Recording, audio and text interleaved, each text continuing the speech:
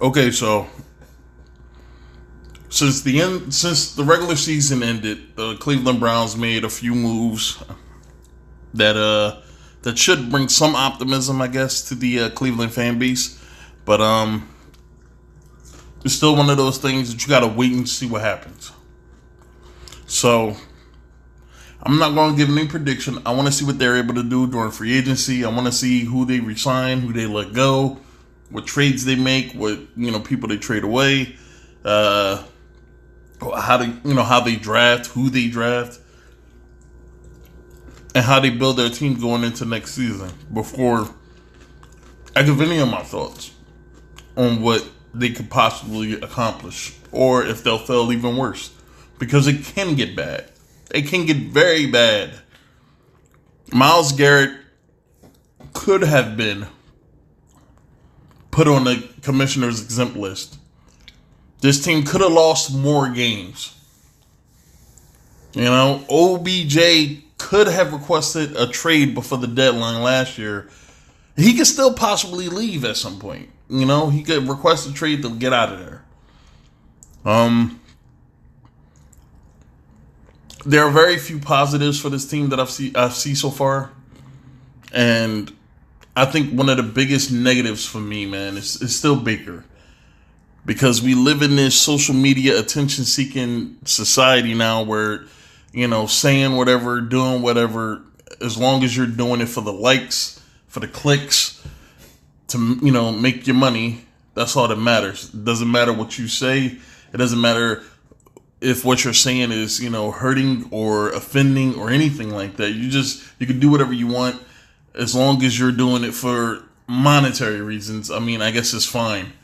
And Baker's one of those guys that will get in front of the podium and say a bunch of things and look like an idiot because his team is constantly failing. But, I mean, like Skip Bayless said, I mean, this dude had one commercial for every day of the fucking month. So, let's get to it.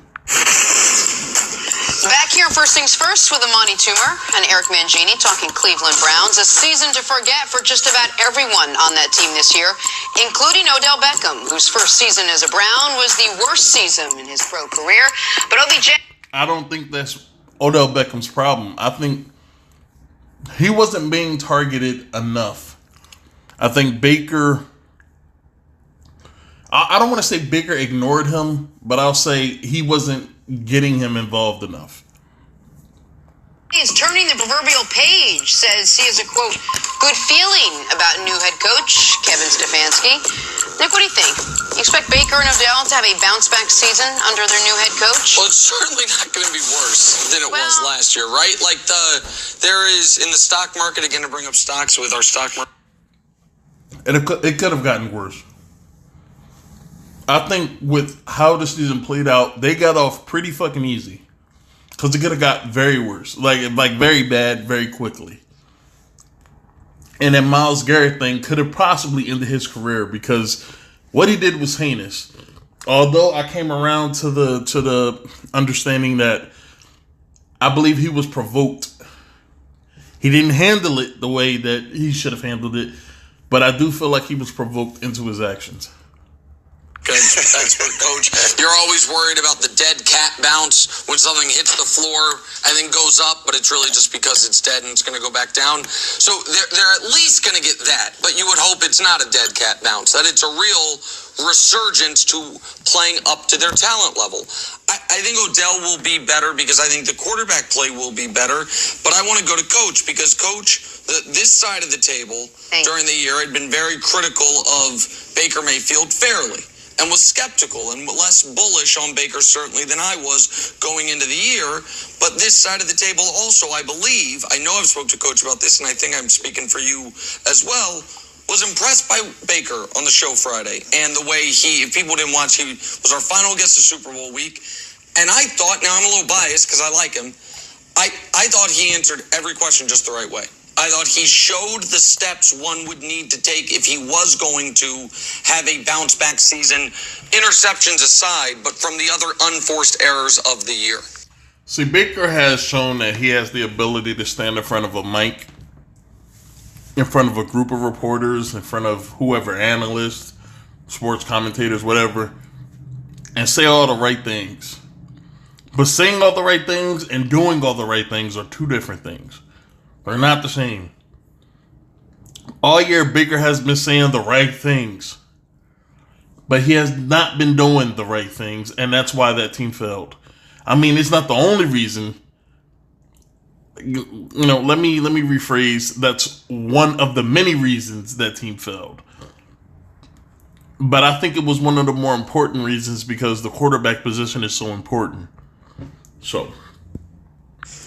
Yeah, I actually like all the things that are happening in Cleveland. I know I'm probably in the minority there, but I think that Paul DePodesta did a good job in hiring Kevin Stefanski. I think Kevin is a really bright coach who's worked his way up, who seems to have not only the proper temperament, but the proper ego, and understands that he doesn't know everything and there's going to be a learning curve. And it seems to be an alignment and a fusion between ownership, the administration, coaching. So I like that aspect and where they're headed from that perspective. In terms of the players, it's good to see. It was nice to see Baker say the things that he said and take the accountability.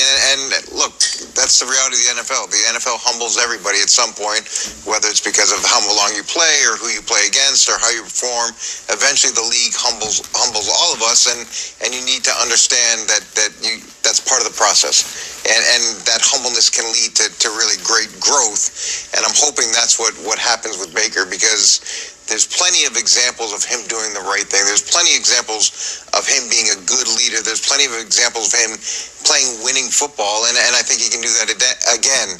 With Odell, he needs to make a decision as to what he wants to do and how he wants to fit into this mix, and he could be part of something great, and he could change the narrative that he's had to this point. Every year, that's the other great thing about the which I think has been kind of an unfair judgment that people have about Odell, because sure, early on in his career he had some pretty questionable decisions off the field, really questionable, but he's never been arrested. I've never heard anything about him having any kind of domestic violence issues. I mean, he's not being suspended for anything that I know of. And when he's on the field, he's doing the best he can to perform. And one can make the argument that Odell could possibly be playing even greater if he had better quarterback play. But, whatever. Well, is every week and every year you get a chance for redemption. And do you take that chance and do something with it? Or do we just start the same movie over again? And ideally, he's moved past that and grown. Ideally, yeah, but when you talk about Baker Mayfield, and he was on the show and he talked right, but one of the things that we used to say is talk is cheap, play the game. I think talk is great. It's all makes everything makes all the fans feel good, but at the end of the day, if he doesn't put it down on the field, it really doesn't matter. I think it's a step in the right direction. Just like you said, Coach, the game is about being humbled and how you deal with being humbled, because a lot of these guys have never been humbled throughout their entire careers. They go and play in the NFL. It's the first time they face adversity. How do they deal with it? I think Baker Mayfield is unique in that sense, where he was a walk-on and things like that. But when I look at Odell Beckham and you talk about the decision that he has to make a decision whether he wants to be a football player and that's going to be his main focus, or is he going to be a celebrity and that's his main focus? Because there's a lot of things about the way he approaches the game. Like, I love him when he's on the field, but when he's off the field, there's something about it that disconnects with me. Maybe I'm just the old crotchety old player that just says play the game and forget about all the social media stuff. Maybe that's a thing of the past, but he's going to have to make a decision to whether he wants to really focus in and grind on being a football player or not. This is what I want to know, man. What the fuck is up with this whole Odell Beckham thing? I mean, this dude literally played the entire season. Besides the first game of the season, he played the entire season without drawing any kind of attention to himself. He wasn't on social media acting a fool. You didn't see him all over the place, like he was when he was in New York. I mean, he wasn't more noticeable off the field than he was on the field. Because most of the talk surrounding Odell Beckham was how non-existent he was. I mean, I thought, and I said this before, I thought Odell Beckham had a pretty decent year as far as off-the-field issues. Really good year. But it seems like everybody still has it in their mind that Odell Beckham is still New York Odell Beckham. He's still the kid in the fucking hotel room with the fucking hookers and fucking pizza and fucking weed and shit all over the place. You know, he's still that guy. But, you know, I don't know. I think people are way too critical of Odell Beckham. And it's like, it's the same thing with Antonio Brown, man. Like, you sit there and you throw all the blame on this one guy. This one person right there. Instead of blaming every party involved. Like, with Antonio Brown, they blamed Antonio Brown. They didn't blame Mike Tomlin. They didn't blame Ben Roethlisberger. They just threw it all off on Antonio Brown like he was the problem. And this is the same thing with Odell Beckham. They're exonerating anybody else and putting more of the focus on Odell Beckham. And it bothers me, man, because, I mean, what else can this kid do? The only thing that he didn't do that he was supposed to this season was play well. But how can you play well when your quarterback really doesn't throw you the fucking ball? Which is a good question to ask. But, you know, I mean, sometimes that's life, man. And it's sad that it's that way. That you could fuck up. You could fuck up for as long as you want. And people will either love you or they'll talk shit about you. But the moment you stop fucking up, the narrative doesn't change. You're still the person that they view as the fuck up. And it's a shame, man, because I felt like the kid did a good job with managing his image in a way. But it's like they don't care. They're still focusing on the shit that you either used to do or whatever it is you're doing now. But I will say this, man. Odell Beckham has been relatively quiet, man. But, you know, that's just my opinion, I guess. You make a great point. I'm sorry to interrupt, Jenna. Making a decision, do you want to be a player or do you want to be a social media star? And I had a young player that, when I was in New York who was focused on everything but playing. And he wasn't playing very well and he was a high draft pick. And I just said to him, like, look, at this point, you're a bust. So you can go out and you can have your whole media team talk about how great you are and you can go on this cooking show and that talk show. But at the end of the day, you're a bust. So if you want all that stuff to go the way you want it to, then get in the weight room, work hard, play better, play up to your potential, and all that stuff will take care of itself. And I don't begrudge anybody from trying to maximize their economic potential. It's their right. It's what they should do in this window that they have.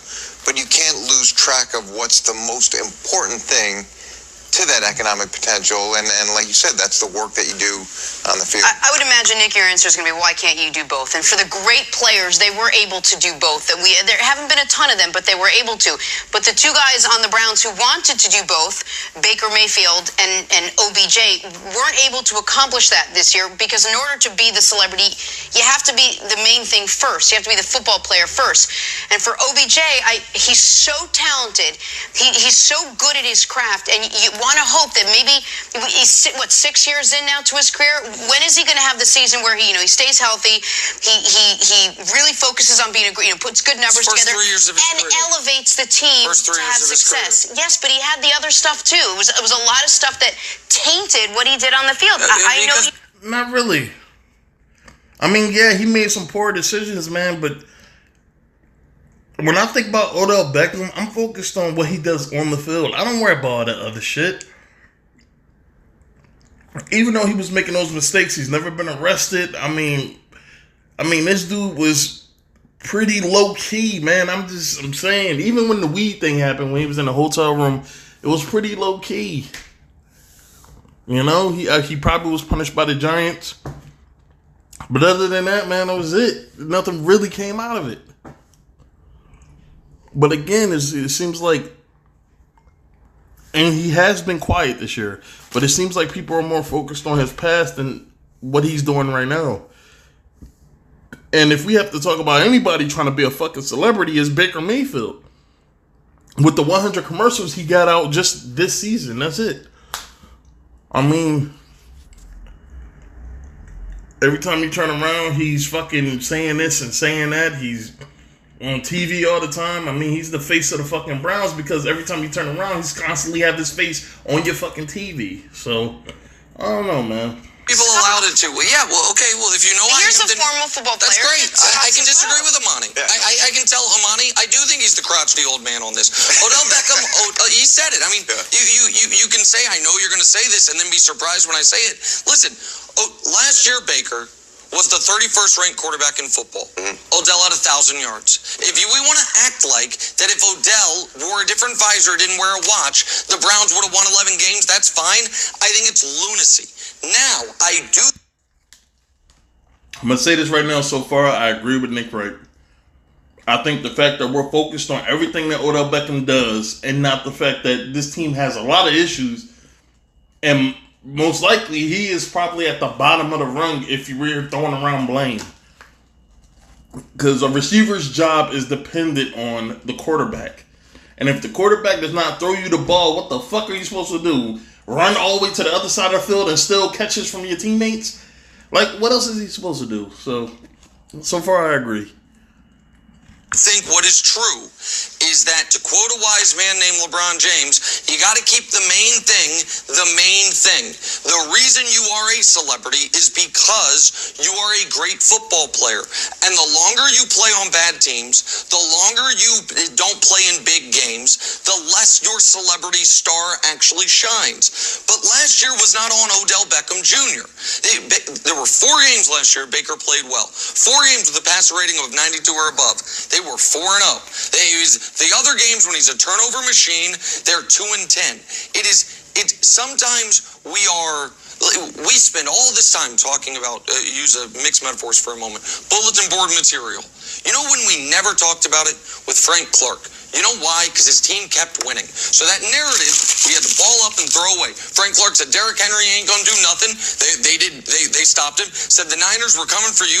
They won that game. So we don't blame him for any of that.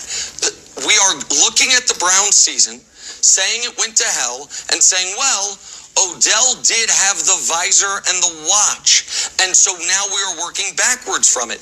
To me, it's nonsense. He is a great player in this league who, even with bad quarterback play, every year of his career has been highly productive. 1 year he has been a 1,000-yard receiver. That was the year he broke his leg 2 weeks in, or 3 weeks in. So I just disagree with the narrative of it. I don't think it's a fair narrative. I 100% agree with Nick Wright. This is exactly what I'm talking about. No matter what Odell Beckham does, the narrative won't change. They will still blame him. But what the fuck is he supposed to do? So we're gonna act like Baker Mayfield had no part in this.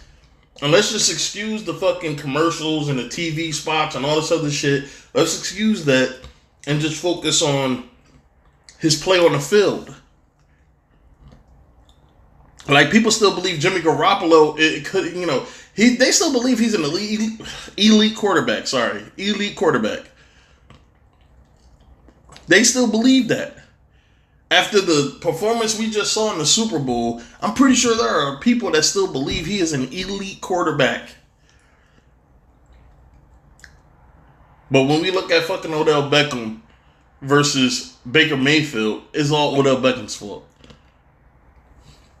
I think it's an accurate narrative. The truth is always somewhere in between, and as much as you want to say it has nothing to do with it, and as much as some people want to say it has everything to do with the failure of the Browns, the truth is somewhere in between. And what we can all recognize is the potential greatness that he has. That's what I'm saying. And if he decides to realize that, then I think that it will have an incredible effect on the team. I just said this. This is the first time that I can remember that I'm 100% disagreeing with Eric Mangini and his take on anything. Right? This is the first time I am 100% disagreeing. Nick Wright and also I has just sat here and said, Odell Beckham is a great talent. He thrives. He thrives in spite of bad quarterback play. Now, he didn't thrive this year, but that's because the quarterback didn't throw him the fucking ball. But he thrives in spite of bad quarterback play. If Odell Beckham had a great quarterback that was able to get him the ball where he needs it and be able to take care of the ball as well, Odell Beckham could possibly be a 1,500 to 2,000 yard a year, possibly somewhere around 15 touchdowns every single year. I am 100% certain that this kid could be averaging between 1,500 yards to 2,000 yards a year and like around 15 touchdowns. No less than 10. Every fucking year. He'd be on pace to be a Hall of Famer. I mean, I believe Odell Beckham, I believe he was an All-Pro his rookie year, man, because he was the league leader. And if he wasn't an All-Pro, that's bullshit, because he led the league in receiving, only playing in 12 games his rookie season. So, I think that he has shown how great he is. But the fact that the teams he's on, the quarterbacks he plays with, is extremely, extremely questionable. And the one playoff game that he was a part of, because every other team that he's been on wasn't able to make the playoffs. The one playoff team he was a part of, yeah, he did come up small. But not every player is going to ball out in their debut playoff game. Not every player is going to go crazy in their debut playoff game.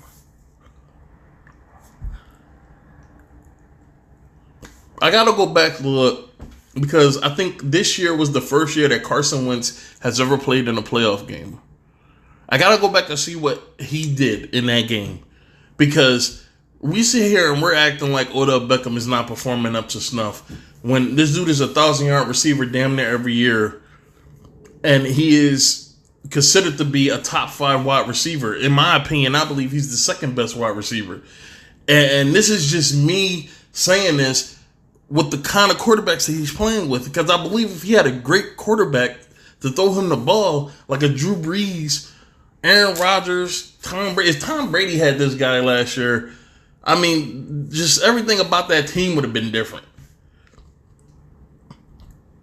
If he had a great quarterback tossing him the fucking ball like a Russell Wilson, Odell Beckham he would be the number 1 receiver in the league, and he could be just a monster. I'm talking on the level of a fucking Calvin Johnson type thing, man, where he's just so dominant, there's not really much you can do about it.